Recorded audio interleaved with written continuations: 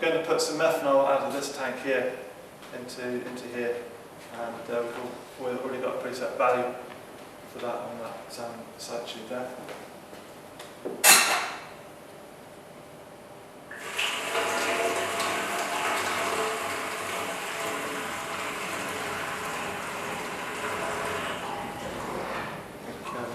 Open the breather.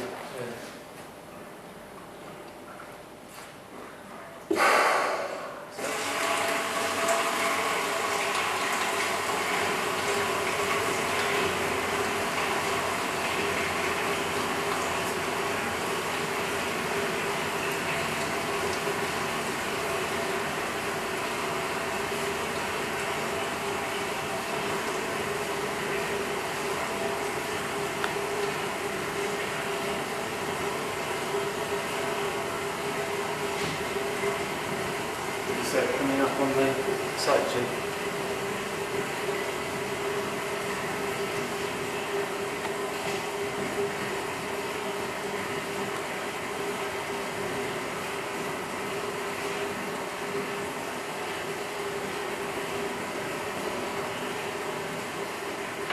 It's blocked.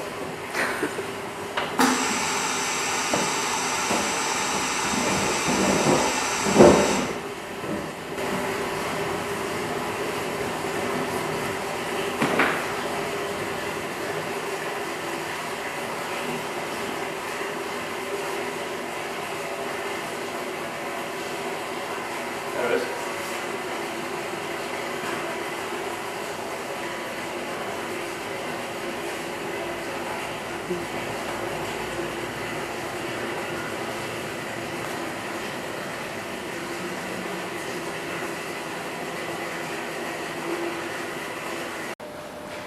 Okay, we've got the methanol ready in the methoxide mixer. Paul's all rigged up with health and safety gear. It's really important not to get any sodium hydroxide in the gloves, so he's actually got a protection over the top of the glove. It's a really good idea.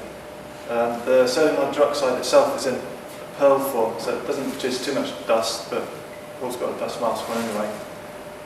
Goggles, obviously, that's a good idea. If you feel any burning anywhere on your skin, it gets on your head or anything like that, just drop everything or put everything down and just wash it off, and you'll be absolutely fine. It's not massively dangerous stuff unless it gets trapped in a glove or in your boot or something like that.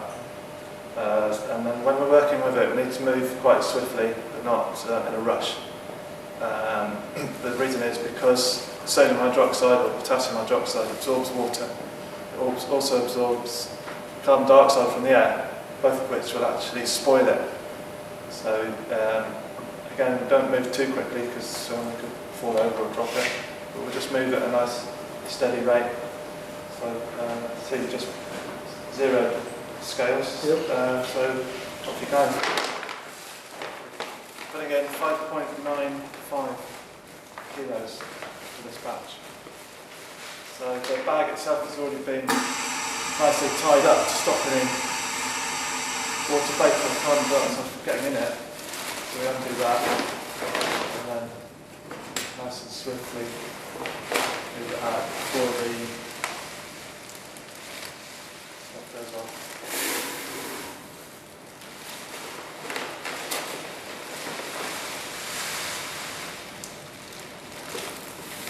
The sodium hydroxide is in a round ball, it's in a cold form, so it's not too dusty. But if we're working with potassium hydroxide, which is a flake, it is actually quite dusty, and I'd definitely be wearing a mask myself if that was being used. So this stuff is nicer in that respect.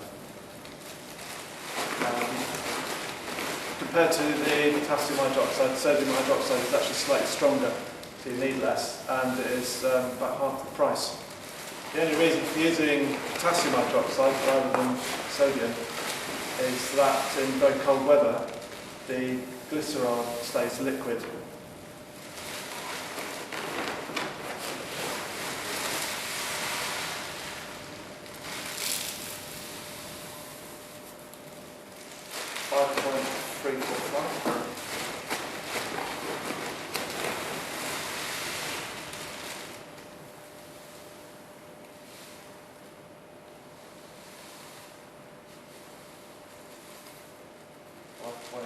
0.25, another 25 grams. That's it, bang on.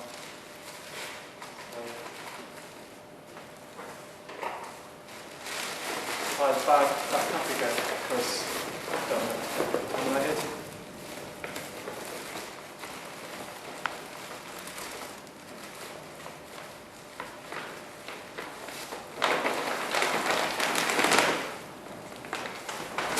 And then we'll pour the granules into the methoxide tank.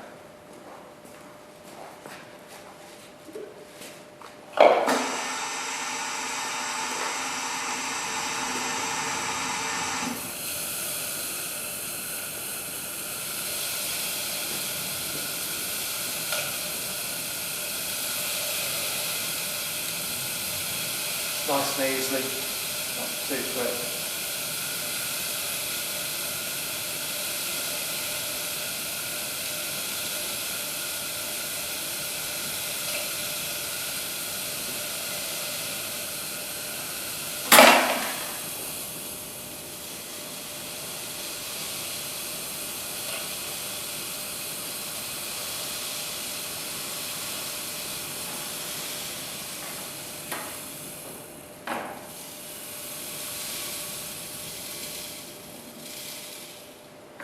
Okay, that's done.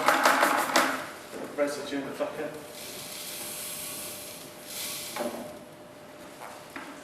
Right, can relax a little bit now. Dangerous part of it is done.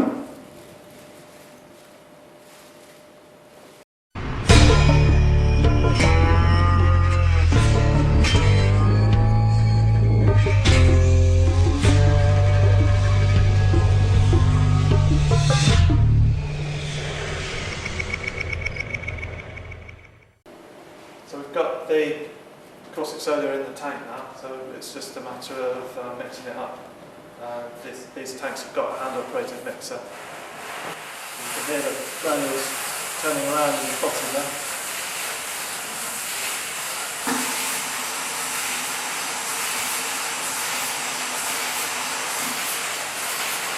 It takes about 10 minutes to mix up, and the tank itself starts to get warm as well. It's actually already started to get warm there. So as it gets hotter, the actual mixing process gets a little bit faster.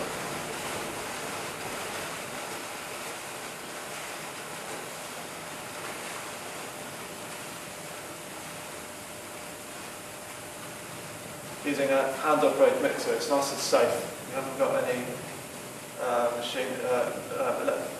you haven't got any electric motors or switch gear or anything like that.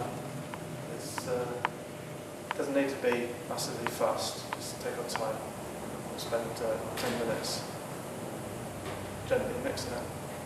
And the mixing process, we know when it's finished when there's no granules moving around in the bottom of the tank. So we can hear the granules moving. If we had an electric motor, we wouldn't be able to hear that, but we can, in this case, we can hear the granules at the bottom. So when the granules aren't audible, then that indicates that everything's mixed up.